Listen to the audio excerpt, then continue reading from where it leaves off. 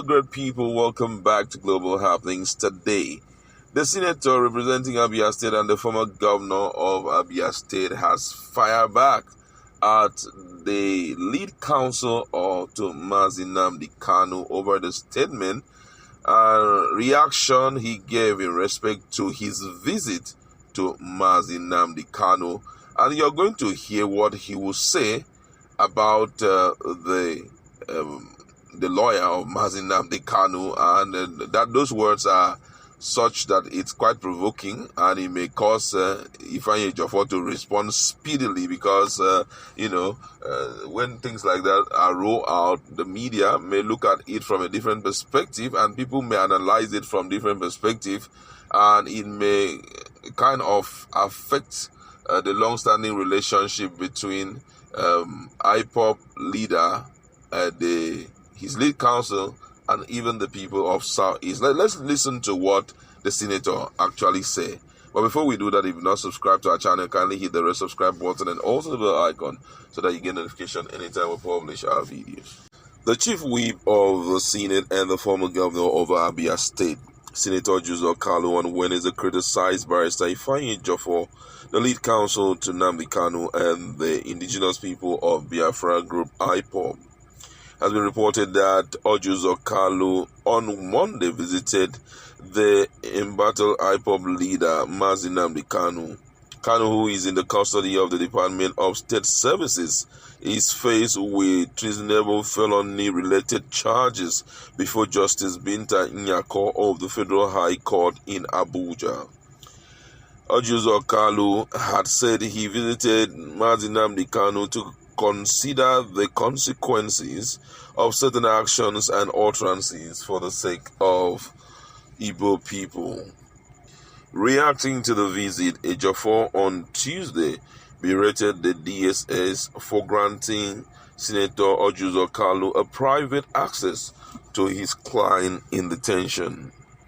Ejiofor, who described Kalu's visit to his client as bizarre and unusual, said that it was in gross violation of the court order guideline for visitation. But now Senator Ejiofor Kalu has fired back via his verified Twitter page. Kalu said that Ejiofor sounds like someone who is a beneficiary of the crisis in the Southeast. But now let's just look at the full write-up on his verified Facebook page.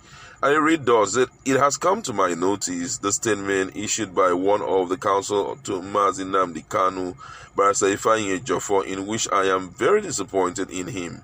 He readily acknowledged that I was scheduled to visit his client and at the same time claimed that I violated the guidelines stipulated for visiting his client. According to him, he was supposed to be present at the 2 p.m. meeting on Monday.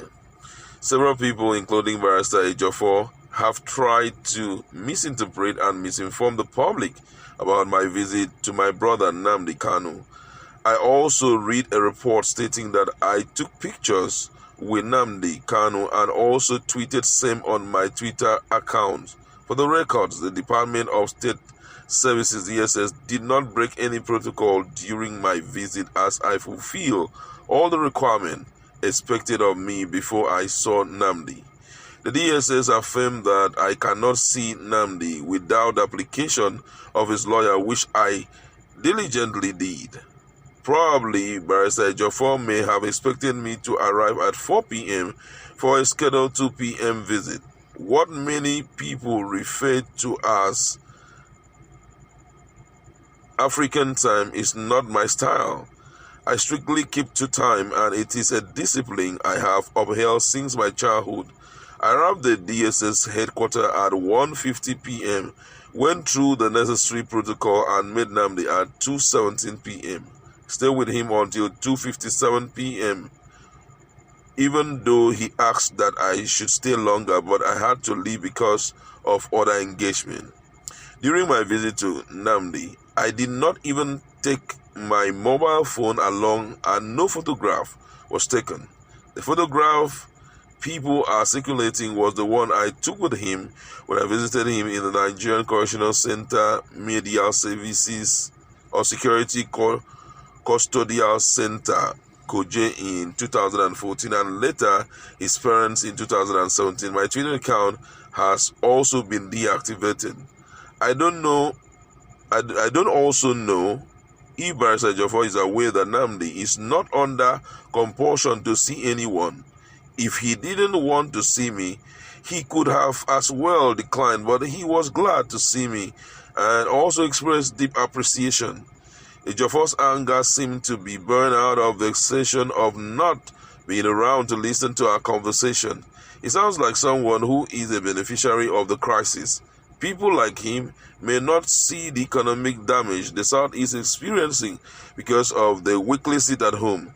He does not understand that people can protest in peace without disrupting economic activities and going violent.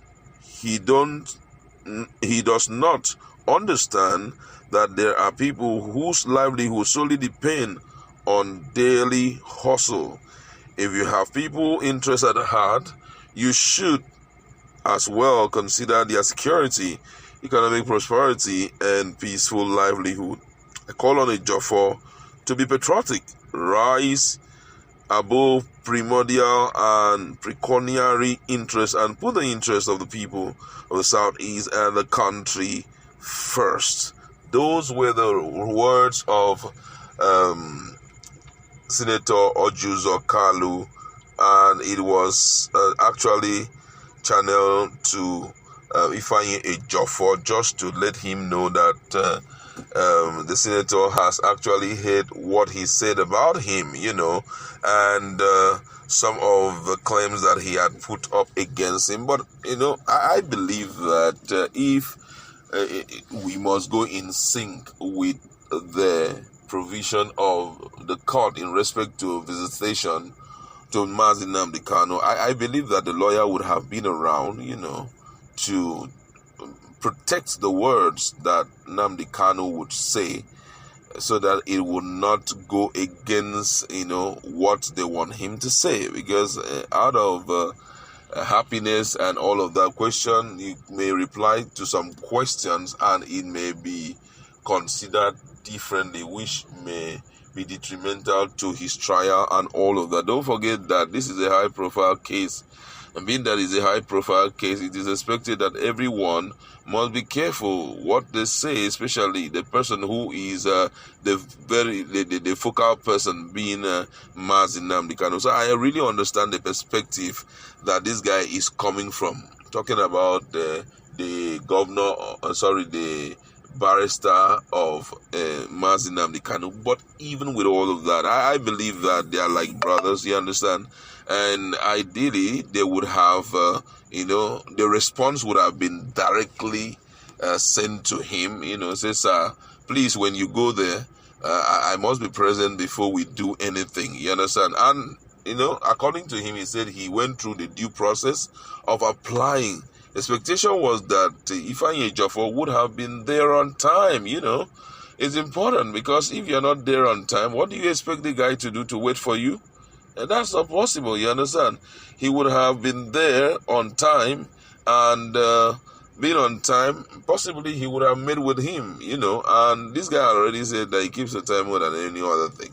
So I feel that there seems to be misunderstanding between the two parties, and it's just an easy issue, just resolve it and don't take things to mind, because I know that there are some statements that Ejiofor Kalu, the senator, has spoken, which Ifeanyi Ejiofor may likely take to heart, and which may not really all go well for him, you understand? It may not really be good enough if they begin to exchange words and all of that. And that's what most people are really looking up to, where there will be fracas between him, that's the senator, and also the lawyer. That will kind of not make things go well. But however, you've heard what he said. Let's go to our comment section and interact. What's your position on the statement and the claims that he has given? That's the claims of Sen.Orji Kalu over the benefits that Ifeanyi Ejiofor may be reaping as a result of the crisis in